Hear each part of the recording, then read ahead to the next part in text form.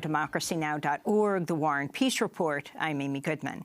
On Thursday, top Senate Republicans unveiled their latest health care plan. Senate Majority Leader Mitch McConnell is once again facing opposition from within his own party over the plan to repeal and replace the Affordable Care Act. The previous effort by Republicans to push through their replacement health care legislation failed after at least 10 Republican senators came out against the bill. Well, on Thursday, Susan Collins of Maine and Rand Paul of Kentucky said they would oppose even putting the new bill to a vote. A third Republican Senator, Mike Lee of Utah, said he's undecided on whether he'll support the bill. Republicans are also facing sustained grassroots resistance to their plans.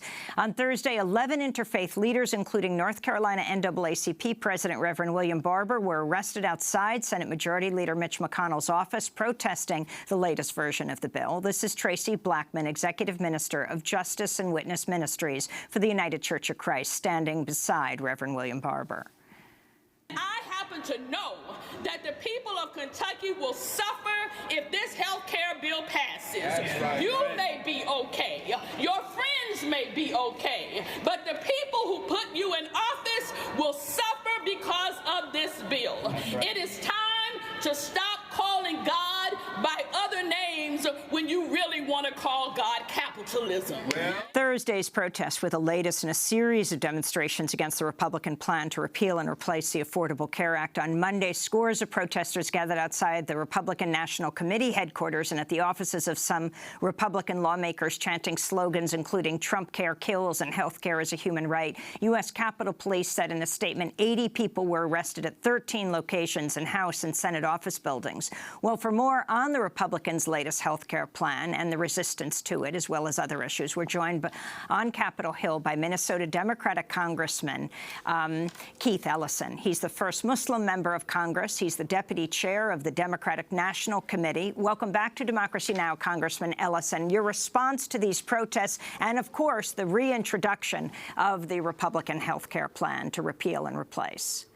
Well, I'm deeply grateful to those people who are protesting. They're literally putting their bodies on the line so that millions of Americans can go to the doctor when they're sick. What they're doing is, I think, in the greatest tradition of public service and its civil disobedience.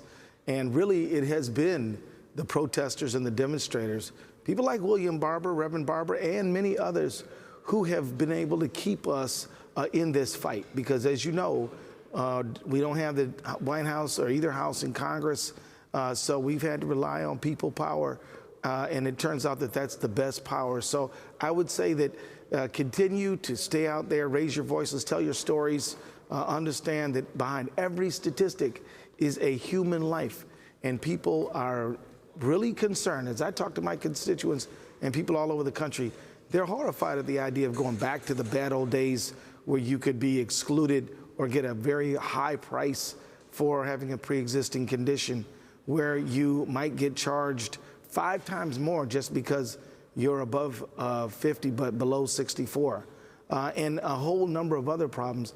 This Senate bill is not an improvement. They tried to put a little bit more token money into opioid addiction. It's, of course, not enough, but it's designed to try to get some people in to vote for this bill. But I'd say in West Virginia and Nevada and states like that, this opioid money is not going to make any difference, and it will dramatically, the cuts to Medicaid will dramatically put people in a position where they cannot afford health care. So keep up the fight, keep up the pressure. We're in this. This is Republican Senator Ted Cruz of Texas speaking to Fox News. If we're lowering premiums, it's a win for everyone. And this draft now has 2 major provisions. One, consumer freedom.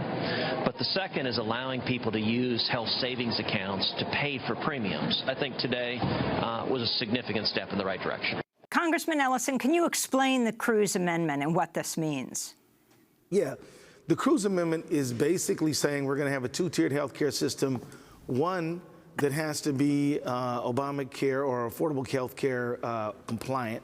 It'll probably cost dramatically more than the alternative plan. The alternative plan is if you're young and healthy, you can get a non-Affordable Care Act compliant plan, which means they can have health savings accounts and they can charge you less, but you'll have a much higher deductible. And but at the end of the day, it's not going to solve any problem, because what will happen is people who really need health care will go into one set of plans, and the people who don't need it, are healthy, will go into the other, and it'll create a two-tiered health care system.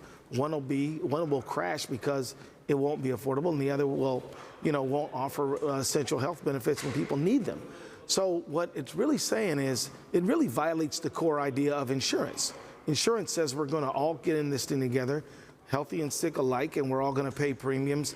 And when you need the care, you get it on the assumption that not everybody's going to need the care at the same time. But what he says is you're on your own. If you're sick, you're on your own. If you're healthy, you're on your own. And this is not going to work.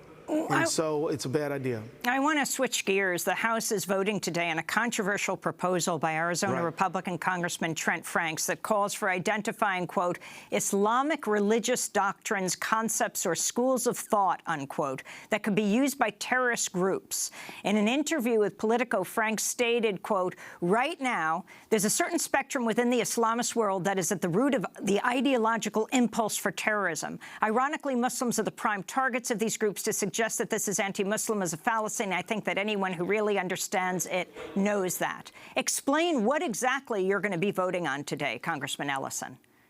We're going to be voting on a piece of legislation which says it's fine to single out an individual, one religion, and log in and categorize and list leaders, log in and categorize certain doctrines within, and identify that religion as associated with national security and terrorism, and not others.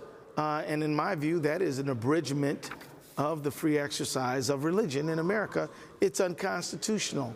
It's wrong and it's immoral, and it's helping to fuel the stigma associated with Islam and Islamophobia and anti-Muslim hate.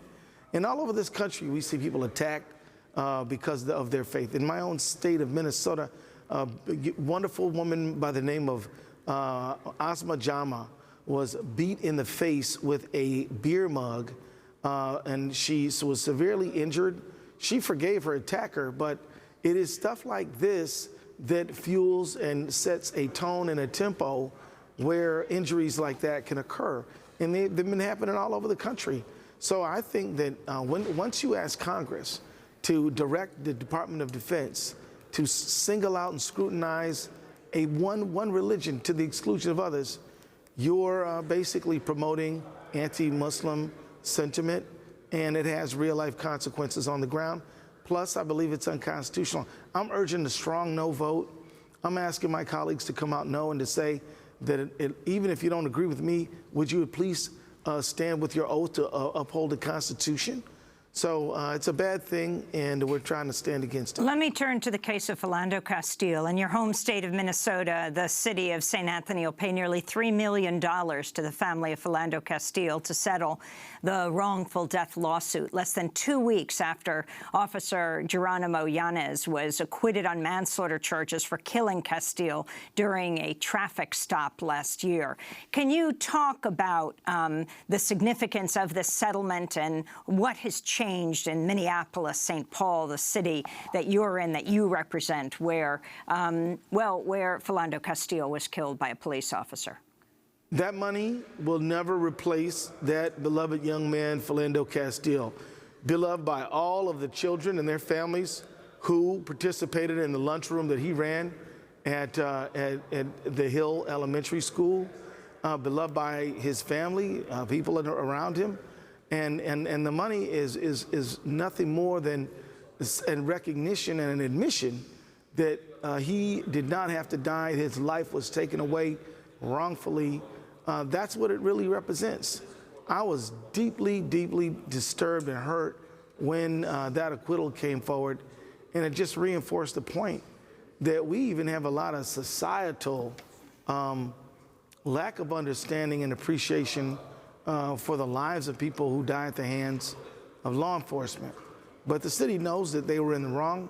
They didn't want a civil case tried because facts would have came out that would have really made them look bad, and of course it would have just prolonged the pain of the Castile family. Another development is that Yanez is gone. He's no longer part of the St. Anthony Police Department. So the other lesson is that when you act as he did, horrifying abuse of power, you'll be fired. But at the end of the day, he should have criminal liability. But the jury saw it otherwise, and that's the way it is. But yeah, we are changed. You indicated how have we changed. I think that there is a general recognition. We have 10 seconds. Yeah, that this is wrong, and we have to take decisive action to change it. And Congressman Keith Ellison, we want to thank you so much for being with us. Also, the Deputy Chair of the Democratic National Committee. This is Democracy Now! Thank you very much. When we come back, find out why the Oscar-nominated filmmaker James Cromwell is going to jail today.